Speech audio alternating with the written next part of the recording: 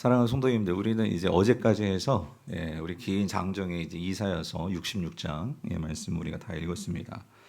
아마 이번에 이제 1장부터 66장까지 이사야서를 읽으신 성도님들은 아마 이사야서가 뭘 말하는지 여러분들이 이제 보시게 되었을 텐데, 이사야서는 아주 간단하게 정의하면, 그러니까 하나님이 이루시는 이 구원의 완성, 그래서 결국 이 구원이 어떻게 완성되느냐, 이거를 우리가 가진 이 성경에서 가장 처음부터 끝까지를 그 과정을 잘 보여주는 이 말씀이 이사야서입니다.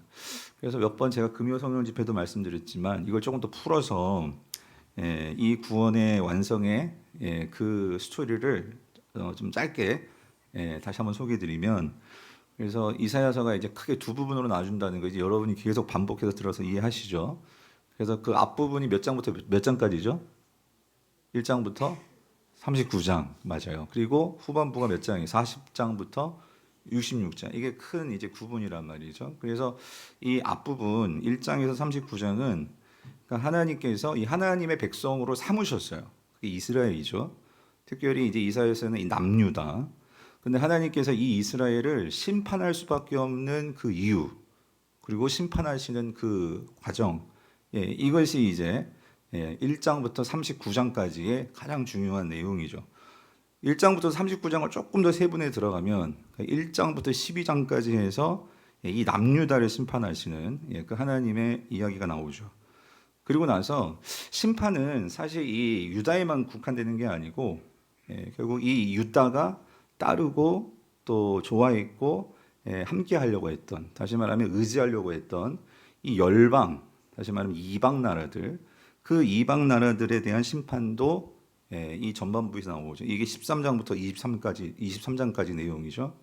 그리고 나서 이제 마지막으로 이제 24장부터 35장까지는 이 모든 나라들을 아우르는, 그러니까 이 전 세계, 이 세계를 하나님이 심판할 수밖에 없는 그 이유, 그 내용이 이제 나오죠. 그리고 나서 좀 특이하게 이제 36장에서 39장은 하나의 전환점, 그러니까 40장으로 넘어가기 위한 하나의 어떤 전환점으로서 희망의 어떤 모티브, 희망을 좀 보여주는 어떤 소망을 가질 수 있는 그 근거, 이거를 한 왕의 이야기로 소개하는데 그게 히스기야 왕의 이야기. 그래서 그게 이제 36장부터 39장의 이 스토리죠. 그래서 이 전반부는 그러니까 하나님께서 심판의 이야기지만 그 안에는 어떤 소망의 어떤 끈, 소망의 어떤 그런 이 그 어떤 단초, 이런 것들이 좀 곳곳에 있긴 있습니다. 그리고 나서 이제 40장에서 66장에는 그런데 이렇게 심판하시지만, 그런데 하나님께서 그렇게 하면 이 하나님의 구원은 실패하는 거잖아요. 그러나 하나님은 궁극적으로는 우리가 이제 나중에 뒤에 가서 보게 되는 이제 오늘 본문도 속해 있는 이 56장에서 66장은 구원이 완성되는 이 새하늘과 새 땅까지 나아가는 구원의 완성 과정이 이제 56장부터 66장까지인데, 그럼 그 중간이라고 할 수 있는 이 40장부터 55장은 뭐냐?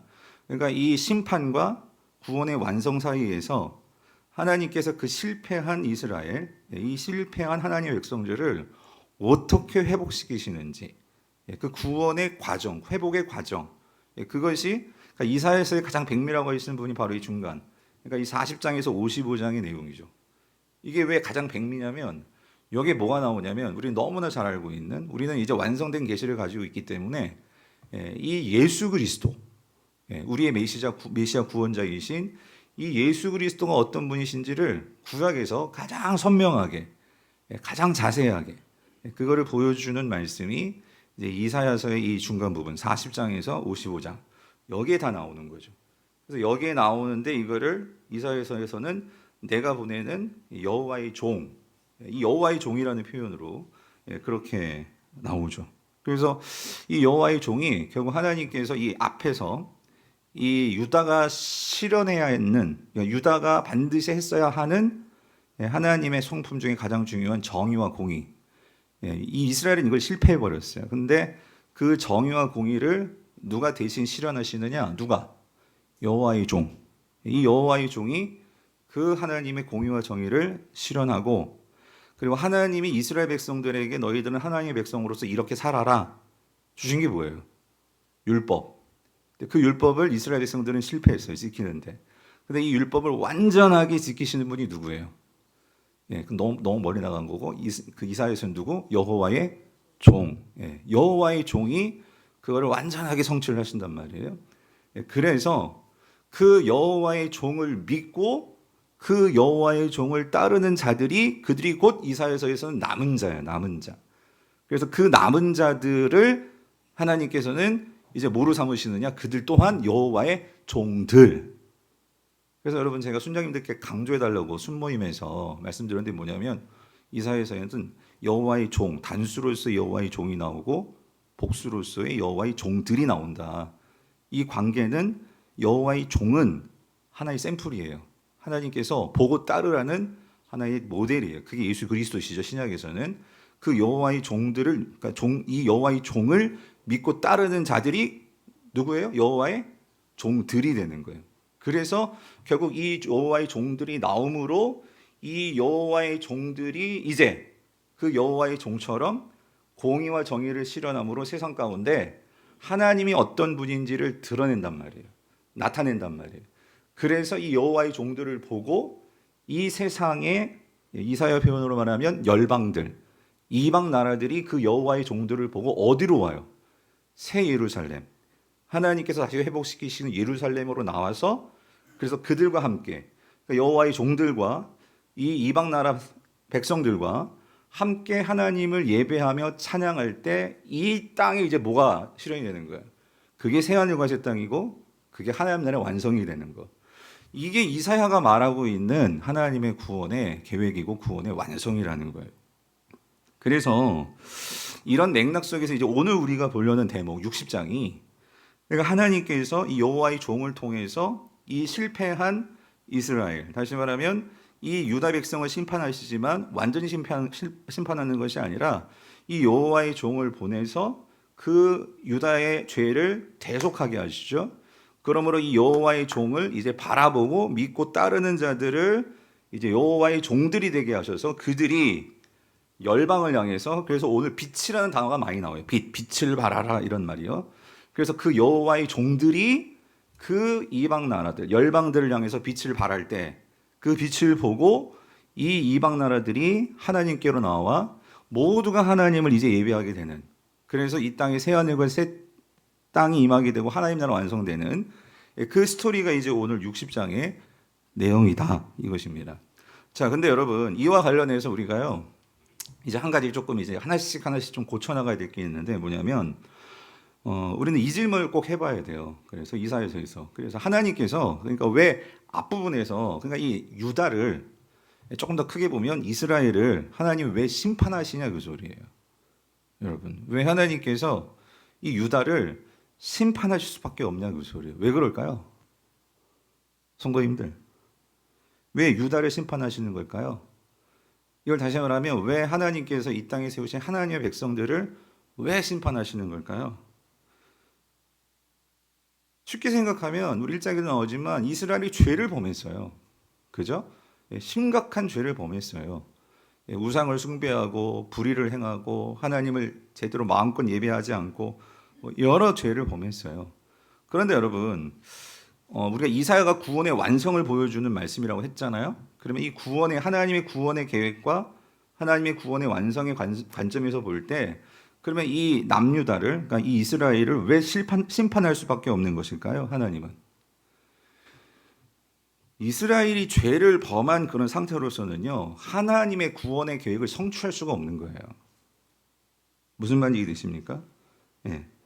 무슨 말이냐면 자 그렇다면 우리가 이걸 생각해 봐야 돼요. 왜 하나님께서 그러니까 이 유다 백성들을 하나님 나라의 백성들 이 땅에 특별히 하나님께서 이 땅에서 선택한 이 하나님의 백성들로서 이 구약에서 이 이스라엘을 왜 세우신 것일까요? 이거를 한번 생각해 봐야 돼요. 그러니까 다시 말하면 이스라엘의 사명과 정체성은 뭘까요? 근데 여러분 이게요 오늘날 뒤에 가서 제가 말씀드리겠지만 오늘 저와 여러분들이 우리는 내가 예수님을 내가 믿지라고 생각할 수 있지만 여러분 이스라엘 백성들의 입장에서 누구 생각해 보면요 하나님께서 왜 그들을 애굽에서 구원하셨을까요? 왜 그들을 출애굽시키셨을까요? 이 질문과 연결이 되는 거거든요. 자, 그랬을 때 하나님께서 특별히 구약 성경에서 왜 이 땅에 이스라엘을 선택해서 그들을 통해서 하나님의 구원을 이루시는지에 대한 그 부분을 가장 잘 보여주는 말씀이 구약 출애굽기 19장 3절에서부터 6절의 말씀이에요. 자, 여러분 이 말씀을 좀 같이 좀 주의 있게 우리 한번 같이 저 교독하면서 읽어볼게요. 우리 3절부터 6절까지 제가 먼저 읽고 여러분 읽고. 모세가 하나님 앞에 올라가니 여호와께서 산에서 그를 불러 말씀하시되 너는 이같이 야곱의 집에 말하고 이스라엘 자손들에게 말하라.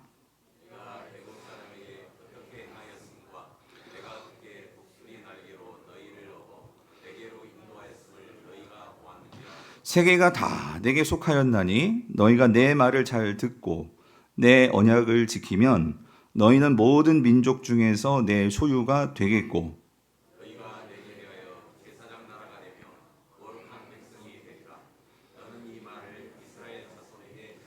그러니까 여러분 이 말씀 속에는요, 그러니까 하나님께서 왜 이스라엘을 구원하셨는지, 그리고 그 구원한 이스라엘 백성들은 뭘 해야 되는지, 그리고 그 이스라엘 백성들의 정체성은 뭔지, 그러니까 구원과 사명과 정체성이 여기에 다 나와 있거든요. 그래서 자 여기 특별히 4절을 보면 여러분 4절에 왜 하나님께서 이스라엘 백성들을 구원하셨대요? 예, 하나님께서 일단 이스라엘이 애굽에서 그러니까 이 어떻게 행하였은가 이 말은 그러니까 애굽 사람에게 이 이스라엘 백성들이 학대와 또 억압과 그 안에서 이들이 노예 생활을 하고 있었잖아요. 그죠? 그런 상황에 있는 이스라엘을 긍휼히 여기셨어요. 하나님께서. 그래서 그들을 향하여서 이 애굽의 심판을 내리셨고 그리고 그들을 구원하셨죠. 그래서 이들이 구원받은 것을 놓고 생각할 때 이 이스라엘의 입장에서는요. 그들이 뭐 한 게 없어요. 그러니까 그들이 구원받은 것은 전적인 하나님의 뭐죠? 은혜입니다. 예, 하나님께서 그들을 긍휼히 여기셨고 예, 그들을 지켜보셨고 그들을 사랑하셨기에 그러니까 하나님의 은혜로 이들은 전적인 은혜로 구원받은 거예요.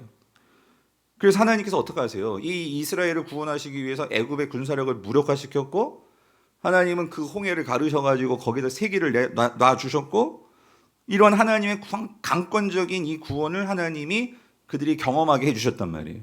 그래서 이스라엘 백성들로 하여금 그런 하나님을 신뢰하게 만들었고 그래서 그들이 그 하나님을 따라가게 만든 거죠.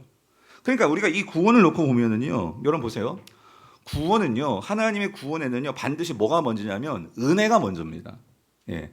하나님의 은혜가 있고 그 은혜를 통해서 이스라엘 백성들, 오늘 저와 여러분도 마찬가지예요. 하나님의 은혜가 있고 그 다음에 그 은혜에 대한 반응으로 나오는 것이 그 하나님에 대한 신뢰예요. 그 하나님에 대한 믿음이 나오는 거죠. 그리고 이 믿음 안에서 우리가 하나님께 그 다음에 나오는 게 뭐냐면 하나님은 난 이런 하나님이고 난 이런 삶을 살기를 원해 라고 했을 때 우리가 그 하나님의 은혜를 경험하고 그 은혜에 대해서 하나님을 신뢰하기 때문에 우리는 그 율법을 구원받기 위해서 우리가 율법을 지키고 순종하는 것이 아니라 이 하나님의 은혜가 크고 그 하나님을 신뢰하기 때문에 그 은혜와 신뢰에 합당한 반응으로서 당연히 하나님 백성들이라면 이제 나오는 그들의 삶의 모습은 하나님의 말씀, 율법에 대한 뭐예요? 순종이라는 거예요. 순종. 그렇기 때문에 여러분 하나님의 이 말씀에 대한 순종은요 누가 할 수 있냐면 이 하나님의 은혜를 아는 자들이 하는 거예요. 그 은혜를 알고 그 은혜에 대한 감격이 있을 때 하나님의 이 율법에 대한 순종은 무거운 짐이 아니죠. 그거는 감사와 감격과 그 하나님에 대한 필연적인 우리의 반응, 합당한 반응, 이게 순종이라는 거죠. 그래서 여러분 이 동일한 원리가 저와 여러분들 신약 백성들인 저와 여러분들에게도 고스란히 적용이 되는 거예요. 그래서 여러분 사도 요한은 요한일서 4장 19절을 보세요. 이렇게 말씀해요. 우리가 사랑함은 그러니까 우리가 서로를 사랑해야 돼요. 우리가 서로 사랑하면 왜 그렇대요? 그가 먼저 하나님이 먼저 우리를 뭐 했기 때문이에요? 사랑하셨음이라는 거예요. 그러니까 우리가 사랑해야 되는 것은요. 뭐 우리가 도덕적으로 윤리적으로 이 차원이 아니고 우리는 하나님의 무조건적인 사랑을 받았거든요. 그러니까 그 사랑에 힘입어 그 사랑에 감격해서 우리도 하나님의 그 사랑을 그 서로 사랑하는 것을 우리 이웃들에게 우리 형제들에게 베푸는 거죠. 동일한 원리가 사도 바울도 이렇게 얘기합니다. 에베소서 4장 32절 뭐라고요? 서로 친절하게 하며 불쌍히 여기며 서로 용서하는데 왜 그렇게 해야 된대요? 왜요? 하나님이 그리스도 안에서 너희를 뭐 하신 같이 알아? 용서함 하신 것 같이 알아. 그러니까 우리가 은혜를 받았단 말이에요. 예. 은혜를 받았기 때문에 그 하나님을 믿고 신뢰함으로 우리도 그 하나님을 따라가는 여호와의 종을 보내셔서 그 종을 통해 구원을 경험케 하시고 이스라엘 백성들이 그 여호와의 종을 따라 살아가게 하는, 이게 하나님의 구약에서 아니 신약까지 이어지는 하나님의 총체적인 구원의 그 계획이란 말이죠. 그러므로 성도님들, 하나님은 하나님의 백성들에게 무누이 강조하면서 말씀하시는 게 뭐냐면요, 하나님의 그 구원의 은혜를 잊지 말라는 거예요. 그래서 하나님의 백성이 하나님의 말씀에 순종하려면, 그러니까 하나님의 은혜를 잊게 되면은요, 우리는 하나님과 멀어질 수밖에 없는 거죠. 그래서 여러분 신명기 15장 15절을 보면 이거 같이 읽어볼게요. 시작. 너는 애굽 땅에서 종 되었던 것과 내 하나님 여호와께서 너를 속량하셨음을 기억하라요. 그것으로 말미암아 내가 오늘 이같이 내게 명령하노라. 그러니까 하나님께서 이렇게 살아라 명령하는 것은요, 그냥 권위적인 그게 아니고요. 그러니까 이거예요. 내가 너희들을 애굽에서 어떤 은혜로 구원했는지를, 속량했는지를 항상 기억해라. 이거를 기억하고 살아라. 그래서 여러분, 제가 오늘 주보에 새 가족반 광고가 나가는데 저의 바람은 이래요. 우리 풍성한 삶으로의 초대라는 것은, 사실 요번에 우리 교회 처음 오신 분들은, 그러니까 제가 바라는 건 그거예요. 처음 우리 교회에서 시작할 때 뭐를 회복해야 되냐면 구원의 감격을 회복해야 돼요. 내가 받은 구원의 은혜가 무엇인지를. 그러니까 여러분, 사실 우리 교회 새 가족반 오신 분들은 다른 교회에서 신앙생활 하시는 분들이 많아요. 그런데 신앙생활 하고 오셨든 처음 예수를 믿든 오늘 이 자리에 앉으신 계신 분들도 여러분 자기 자신을 한번 점검해 봐야 돼. 내가 언제부턴가 이 구원의 감격도 사라지고 구원의 감격이 뭔지도 모르고 내가 그렇게 살아가고 있지 않는 그런 분들은요, 다시 새 가족반 들어오셔야 돼요. 내 안에서 이 구원의 감격이 없으면은요, 하나님과 멀어지는 거 당연한 거예요. 이스라엘 백성들이 그 엄청난 홍해가 갈라져서 그 홍해길을 건넜단 말이에요. 근데 건넜을 때는 얼마나 감격이 있겠습니까? 그러니까 출애굽기 15장에서는 막 춤추고 난리가 난 거죠. 그런데 그렇게 춤만 추면 뭐예요? 그걸 기억을 해야 되는데 잊어버리니까 또 광야 생활 들어가니까 하나님께 원망하고 불평하고 그렇게 살아가잖아요. 그게 우리의 삶 아닙니까? 그래서 다시요, 오늘 출애굽기에 돌아가서 하나님께서 말씀하시는 것은 그 구원의 은혜를 기억해라. 이게 이제 출애굽기 19장의 가장 첫 번째 말씀이고, 그 다음에 이제 5절을 보면은요, 5절을 보여주세요. 5절을 보시면 5절 다시 한번 읽어볼게요. 시작. 세계가 다 내게 속하였나니 너희가 내 말을 잘 듣고 내 언약을 지키면 너희는 모든 민족 중에서 내 소유가 되겠고요. 자, 여기서 여러분, 세계가 다 내게 속하였다, 이걸 잘 해석해야 되는데, 여기서 세계는요, 그러니까 이스라엘을 포함한 모든 민족이에요. 그러니까 모든 나라, 모든 민족이 세계예요, 세계. 근데 이 세계가 다 하나님께 속했다, 이 말은, 하나님은요, 이 대목이 중요해요. 구약 성경에서 이게 잘 오해되는 거예요. 하나님은요, 이스라엘만 구원하시는 하나님이 아니에요. 그러니까 하나님은 궁극적으로 이스라엘만 내 소유를 만드시려는 분이 아니에요. 하나님은 궁극적으로, 그러니까 이스라엘을 통해서 결국 모든 민족, 모든 나라, 모든 방언을 쓰는 사람들을 뭐 삼길 원하시는 거예요? 하나님의 소유 삼기를 원하시는 거예요. 그러니까 하나님은요, 절대로 이스라엘만을 구원하시는 하나님이 아니고, 그리고 다른 이방 나라들은, 가나안 민족들은 완전히 다 심판해서 다 싹쓸이해서 없애트리는 그런 것이 하나님의 구원의 계획이 아니라는 거죠. 근데 우리가 구약을 잘못 읽게 되면 오해하는 게 뭐냐면요, 이런 대목이에요. 하나님이 구약에서는 이스라엘만 구원하시고 나머지 가나안 민족과 다른 민족들은 다 심판해서 완전히 다 없애뜨리는 이런 하나님으로 오해하는 경우가 많은데, 그 대표적인 경우가 이제 여호수아서를 잘못 읽을 때 이렇게 되는 거죠. 하나님께서 이스라엘을 구원하셔가지고 가나안 땅에 들어가게 하시죠. 그리고 가나안 땅에 들어가가지고 그들이 이제 정복 전쟁을 해 나간단 말이에요, 가나안과. 그래서 하나님께서 이 가나안을 완전히 다 전멸해라. 그리고 가나안 사람들과 결혼해서도 안 되고 같이 함께 살아서도 안 되고, 이런 말씀이 분명히 있죠. 자, 근데 여러분, 거기에서 우리가 생각을 해봐야 되는 게 뭐냐면요, 왜 하나님께서 가나안을 그렇게 전멸시키고 왜 가나안과는 결혼해서도 안 되고 이방 사람들과 그렇게 짝해서도 안 되고 왜 그걸 금하는 것일까요? 이게 하나님께서 다른 민족들, 그러니까 이스라엘을 제외한 다른 모든 민족들을 완전히, 그러니까 하나님 백성들은 연을 끊고 그들을 다 전멸시키고, 그러니까 완전 순수 혈통, 아브라함 혈통만 이 땅에 완전 번성해야 돼. 그 얘기가 아니고요. 왜 하나님께서 그러한 가나안 민족과 이방 민족과 단절하고 그들을 전멸하고 그 대목의 하나님의 목적은 뭘까요? 그것은 이 땅 가운데 하나님의 나라, 하나님의 백성들이 어떤지를 나타내려면, 여러분, 이스라엘 백성들이 그렇게 출애굽해서 하나님께서 특별히 구원한 하나님의 소유로 만든 이스라엘 백성들이 다른 가나안 백성들과 같이 섞여가지고 그렇게 짝하고 살다 보면, 여러분, 이게 하나님 백성인지 세상 백성인지 구분이 되겠어요?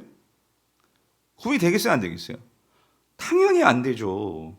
그러므로 구약에서요, 하나님께서 그 가나안을 전멸시키고 그리고 그들과 결혼하지 말고 그 대목에서의 의미는 뭐냐면요, 하나님은요, 이 순수한 하나님의 백성이 누구인지를 드러낼 수 있는 그런 특별한 하나님의 자녀들을 세상 가운데 만드셔야 하는 거예요.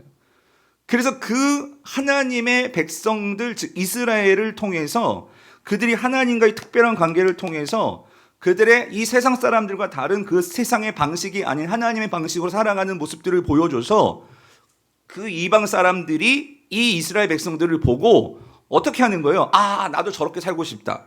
아, 하나님이라면 난 저런 하나님을 나의 신으로 모시고 싶다. 그래서 그 이스라엘을 보고 이방 나라 사람들이 어디로 몰려오도록? 이스라엘로 몰려오도록. 하나님의 성전이 있는 예루살렘으로 몰려오도록.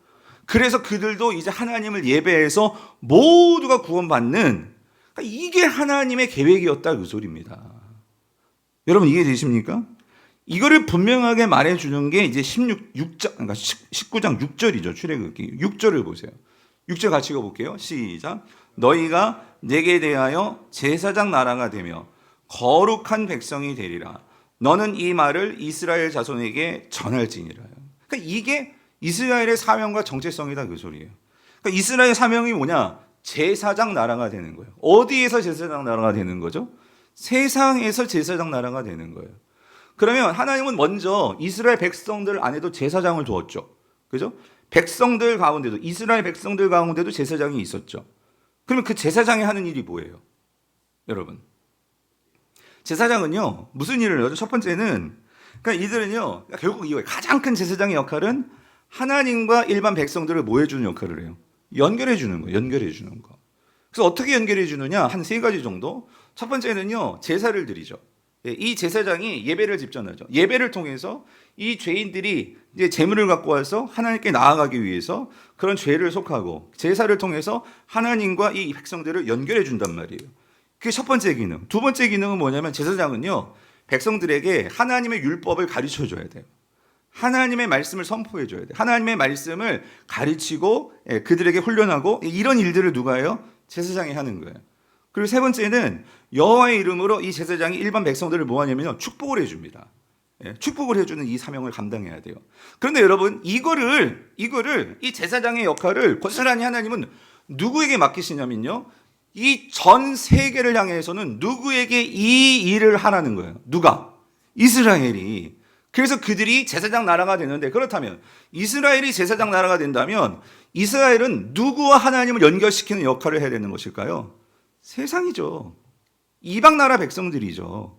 하나님을 모르는 사람들. 그들을 연결하는 일을 누가 하는 거예요? 이스라엘이 하는 거고. 그리고 세상 사람들은 하나님 말씀을 몰라요.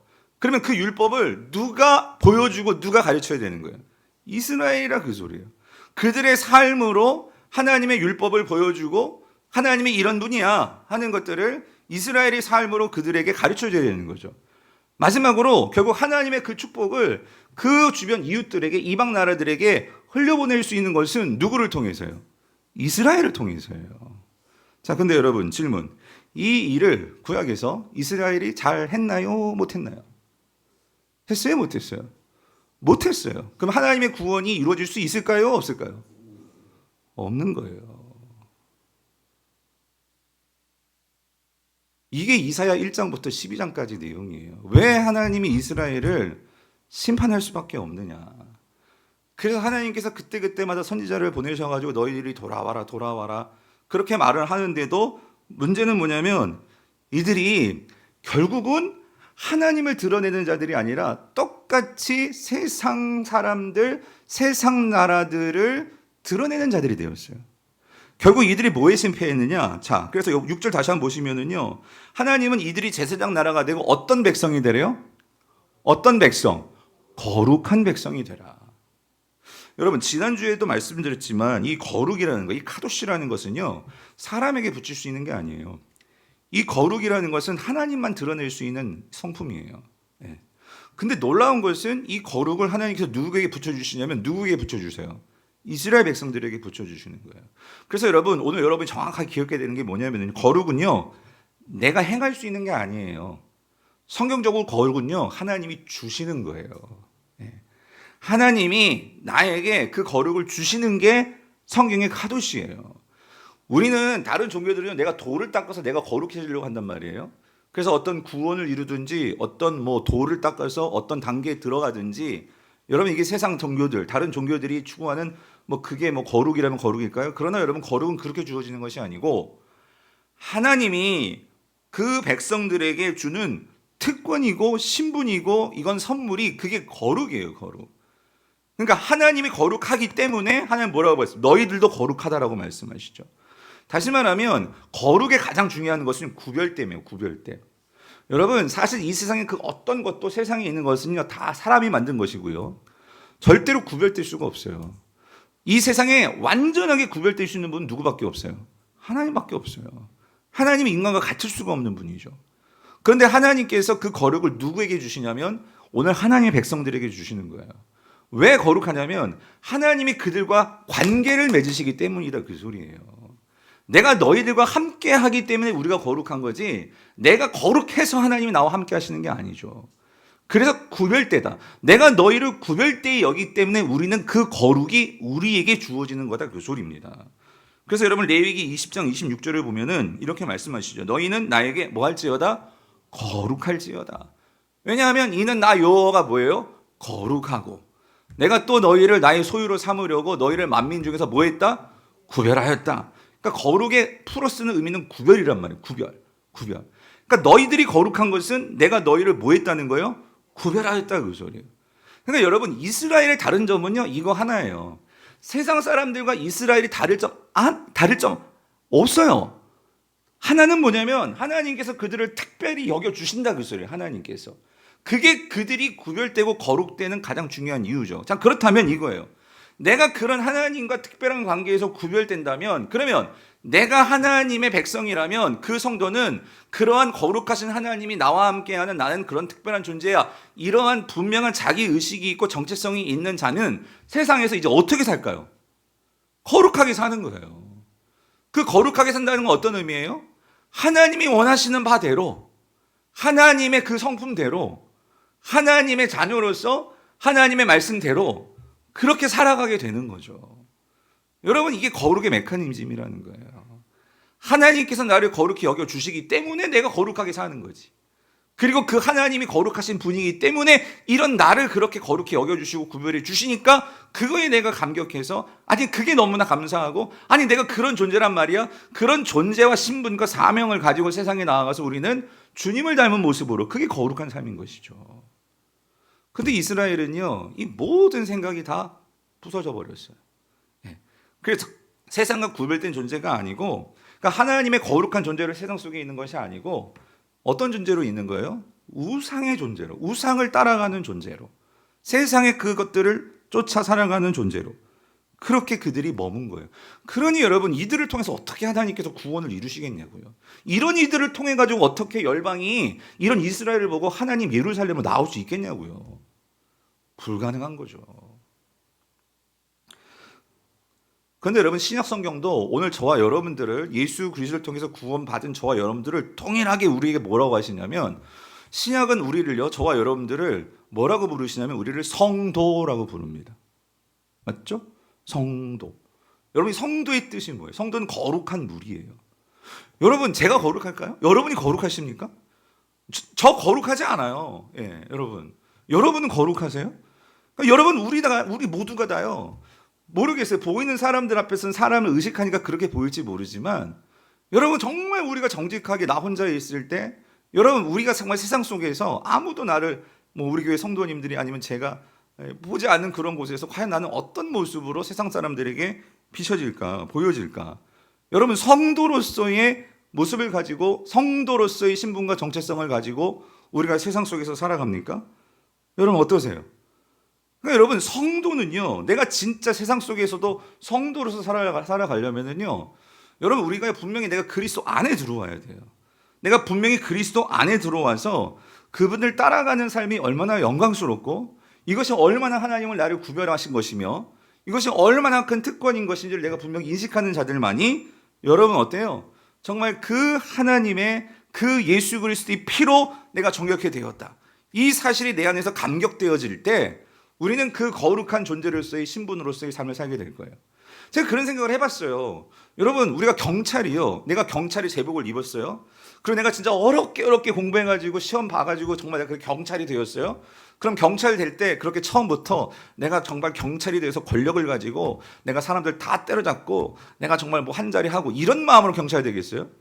정말 내가 이 사회의 정의를 구현하고 내가 바른 세상 만들고 정말 나쁜 사람들 힘들게 하는 시민들을 그렇게 폭력을 해가는 그런 자들을 내가 정말 법으로서 잘 집행하겠다. 그런 마음으로 경찰 되지 않겠어요? 그런데 그러한 자기 신분과 의식을 잃어버리면 경찰이 이제 경찰 제복 벗으면 나가가지고 어떻게 해요? 자기 마음대로 나쁜 일을 하고.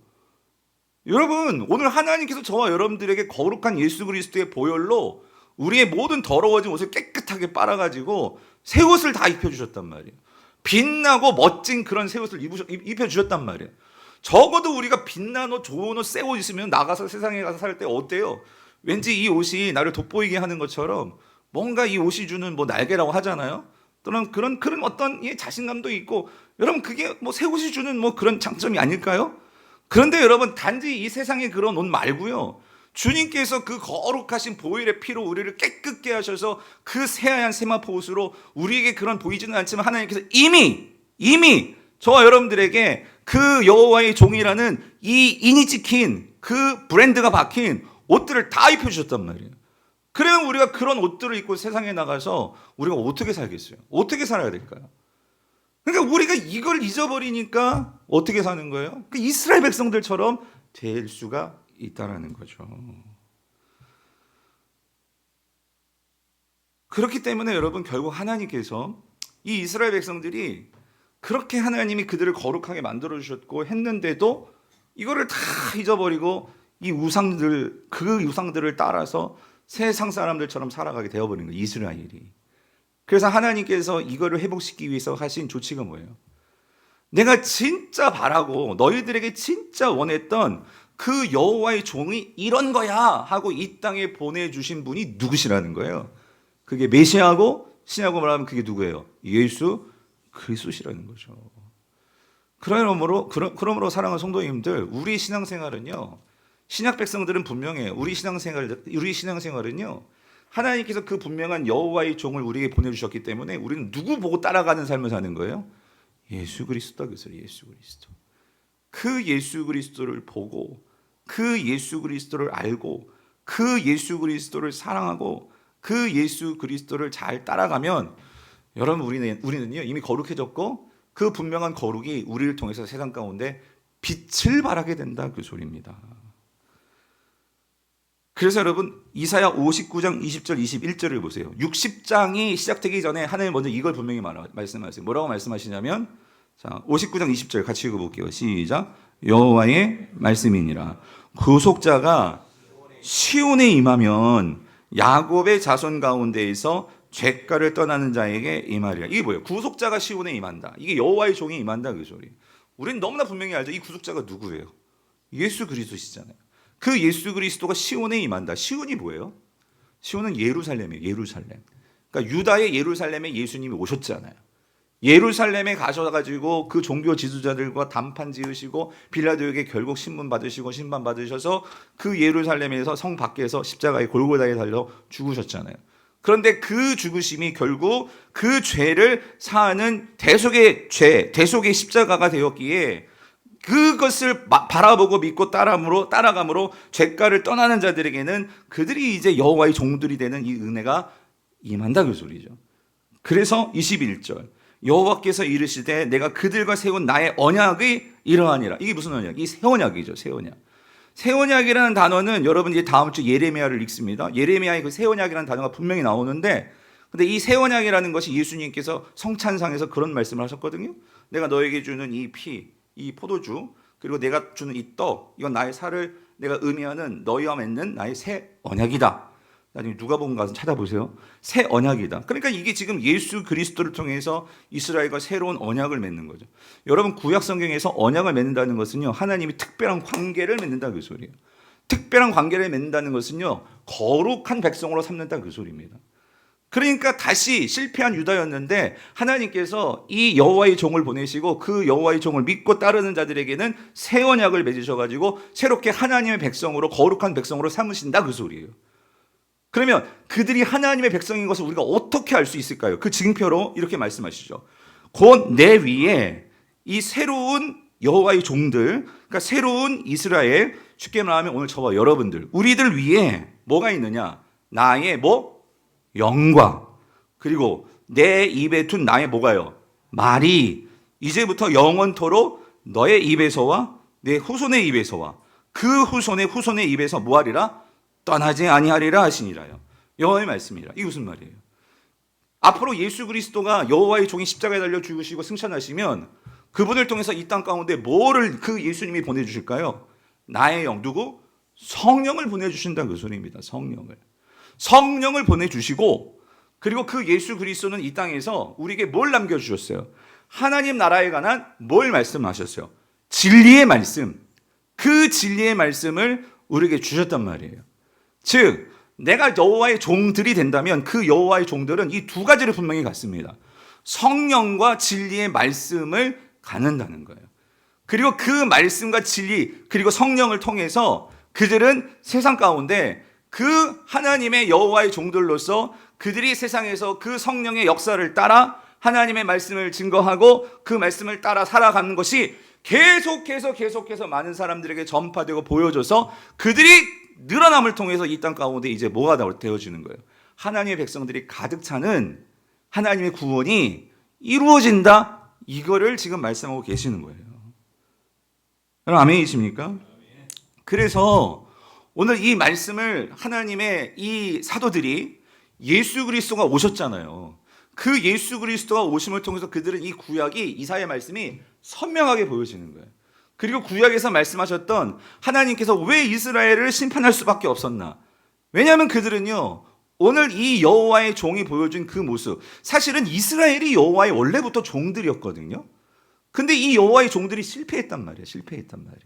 그래서 하나님께서 진짜 여호와의 종이 뭔지를 보여주셨고, 그리고 그 여호와의 종을 따라 살도록 여호와의 새로운 종들을 이 땅 가운데 보내주신 거죠.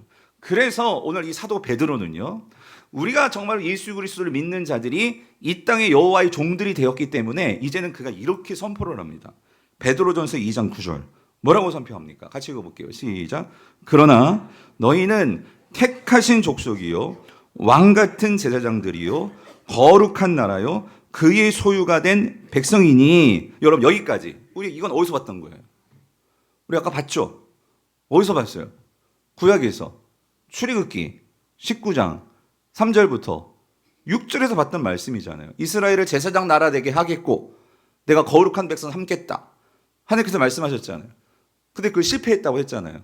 그럼 하나님께서 그 계획을, 구원의 계획을, 그래서 많은 나라들이 그 제사장 나라 보고 하나님께로 돌아오는 이 구원의 계획을 포기하셨나요? 아니라는 거예요.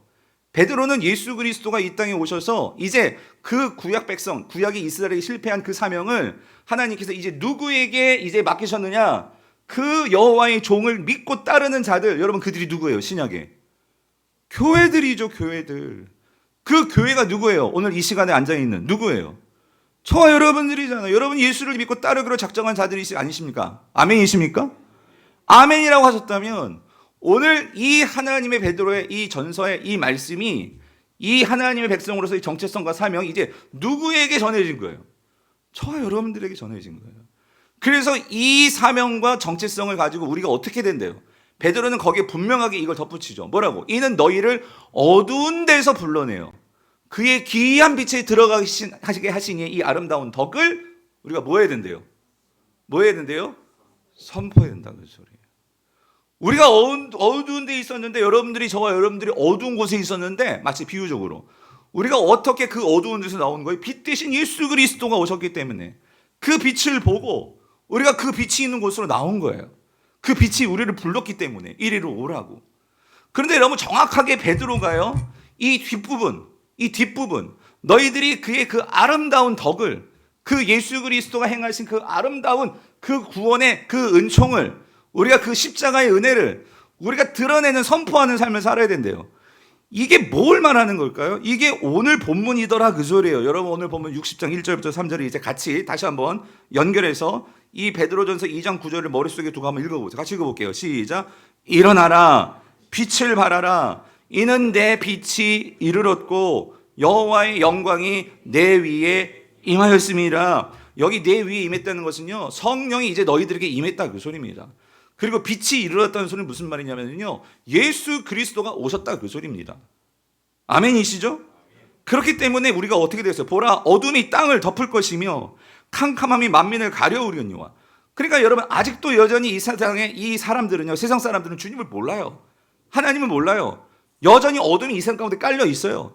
네팔 가보세요. 정말 모든 것이 다 정말 너무나 허망하고 너무나 불쌍하고, 여러분, 그런 모습들이 그냥 보일 거예요. 거기는 나가면 바로 보여요. 그런 곳인데 오직 여호와께서 저와 여러분들 위에는 어떻게 해요? 임하실 것이며 그의 영광이 너희 위에는 어떻게 했어요? 나타나리니. 이건 지금 이사야이기 때문에 예수님이 오시기 전 700년 전의 예언이에요. 그런데 그 700년 후에 정말 예수님이 오셨고, 우리는 그 예수님이 2000년이 지나서 그 예수님이 이루신 교회가 되었고 성령이 임했고, 우리는 성취된 그 관점에서 보잖아요. 그런데 700년 전에 이사야는 이렇게 될 거라고 예언하면서 뭐라고 얘기하냐면 3절에 그 나라들은 너의 빛을 보고, 그리고 왕들은 그 빛은 너의 광명으로 어떻게 된다고요? 나오리라. 누구게 나온다는 거예요? 하나님께 나온다 그 소리입니다. 여기서 나라들은 이방 나라들이고, 여기서의 왕들은 그 이방 나라의 권력자들, 그 왕들을 말하는 거예요. 그런데 그들도 만왕의 왕이신 예수 그리스도 앞에 굴복하게 되고 그 예수 그리스도께 나오게 된다 그 말입니다. 사랑하는 성도님들, 하나님의 구원이 어떻게 이스라엘 백성들만 있겠냐고요. 하나님의 구원이 오늘 이 교회 예배당에 모인 어떻게 우리들에게만 있겠냐고요. 하나님께서 왜 저와 여러분들을 왜 구원하셨냐고요. 하나님께서 여러분 가운데, 여러분 가정 가운데 아무도 안 믿는데 왜 여러분만 예수님 믿어가지고 그렇게 핍박당하고 어려움 당하게 왜 그러시냐고요. 나만 예수 믿고 천국 가면 끝입니까? 하나님께서 저와 여러분들을, 이 교회를 이곳에 세우시고 오늘 저와 여러분들을 세상 가운데, 직장 가운데, 가정 가운데, 뭐 해외, 모든 열방 어느 곳이든지 보내시는 데에는 저와 여러분들은 거룩한 자들이기 때문이라는 거예요. 빛을 가진 자들이기 때문이라는 거예요. 우리가 이 사실을 잊어버리면 우리는요, 현실에 사로잡히게 돼요.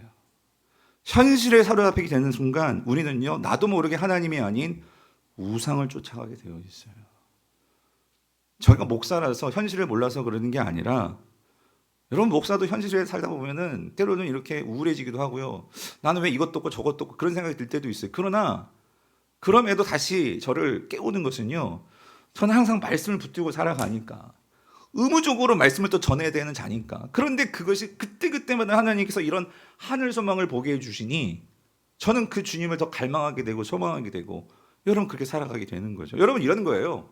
오늘 1절 다시 보세요. 여기서 일어나라, 빛을 발하라, 이 말은 여호와의 종들에 대한 건데, 근데 여러분 잘 보셔야 돼요.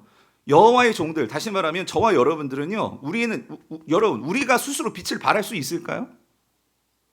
여러분, 우리는 빛이 아니에요. 그러니까 우리는요, 스스로 빛을 발할 수 있는 빛을 가지고 있는 존재들이 아니에요. 우리는 자체 발광체가 아니에요.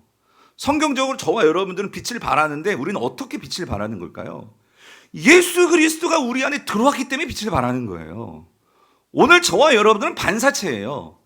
예수 그리스도와, 여러분, 이런 겁니다. 내가 빛을 가까이 하고 빛을 잘 반사하면 반사할수록 우리에게선 빛이 더 분명하게 드러나겠죠. 내가 예수 그리스도 안에 있어서 주님과의 관계가 더욱더 가까워지고 친밀해지면 친밀해질수록 그 빛은요 더 밝은 빛을 낼 수가 있는 거예요. 그 밝은 빛을 가질 때 여러분 수술실을 한번 생각해 보세요. 의사들이 수술을 할 때 여러분 빛 없이 여러분 그렇게 밝은데도 또 여기다가 무슨 아주 집중해서 볼 수 있는 불을 달아가지고 여러분 그게 수술장이라고 하더라고요. 여러분 TV에서 보는 거에 다 거짓말이래요. 옆엔 다 깜깜하고 여기만 밝은 거 있잖아요. 여기만 이렇게 맞죠 선생님? 예, 우리 가수 선생님 계시는데 여러분 수술장은요 엄청 밝아야 돼요. 아닌가? 예, 엄청 밝아야 돼요, 여러분. 예? 그런데 여러분 그렇게 밝아야지만 정말 그런 빛으로 죽어가는 사람들 살릴 수 있는데 여러분 한번 생각해보세요. 내가 마음이 우울해, 항상 짜증고 가득해.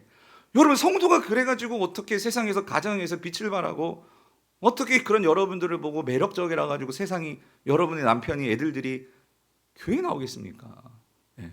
내 안에 빛이 밝아야 내 안에 빛이 있어야 그 빛이 그냥 나타낼 때 여러분 그 빛이 결국 매력을 만드는 거죠.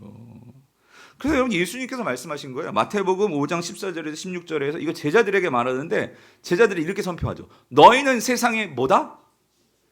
빛이라 라고 말씀하시는 거예요. 저는요 예수님이 이 말을 했을 때 제자들이 깜짝 놀랐을 거예요. 왜냐하면 여러분 제자들은요 참 남루한 자들이에요. 세상에서 무슨 빛입니까? 세상에서 그냥 이렇게 쭈그러져 있고 세리 같은 마태 같은 사람들은 죄인이라고 사람들의 손가락질 당하고 그런 자들이 있는데 예수님이 뭐래요? 너희는 빛이 될 것도 아니고 너희는 뭐라고요? 빛이야. 이런 얘기를 들을 때 여러분 이러한 이 제자들이 얼마나 그의 가슴이 뛰었어요. 내가 빛이야? 그래. 뭐라고 말씀하세요? 산 위에 있는 동네가 숨겨지지 못할 거야. 사람이 등불을 켜서 말 아래에 두지 아니하고 등경 위에 두나니 이러므로 집안 모든 사람에게 비치는데 이같이 너희 빛이 사람 앞에 비치게 하여서 그들로 너희 착한 행실을 보고 하늘에 계신 너희 아버지께 어떻게 해요? 영광을 돌리게 하라. 이런 말에 제자들은요 막 가슴이 뛰었어요. 마태 같은 사람은 맨날 난 죄인이야, 맨날 우울해 막 이러고 살았는데 예수님이 아니야, 너는 빛이야, 너는 빛이야. 그랬을 때 이 말을 들을 때 이런 자신감이 있을 때 그 세상에 나가서 여러분 마태가 어떻게 살았을까요? 그 하나님의 복음, 그러니까 예수님이 함께 하시니까 그 빛을 받아서 이렇게 나타내는 거죠.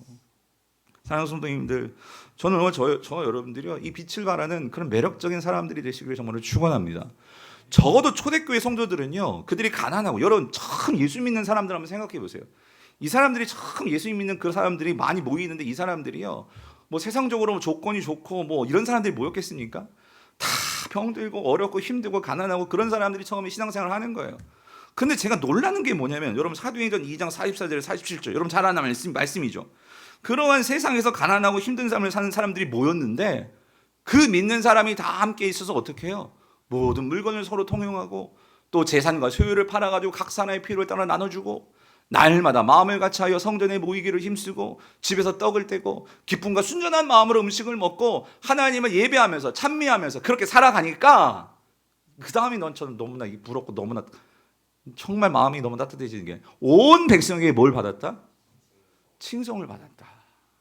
여기 온 백성은요 하나님 믿는 사람이 아니라 누구예요?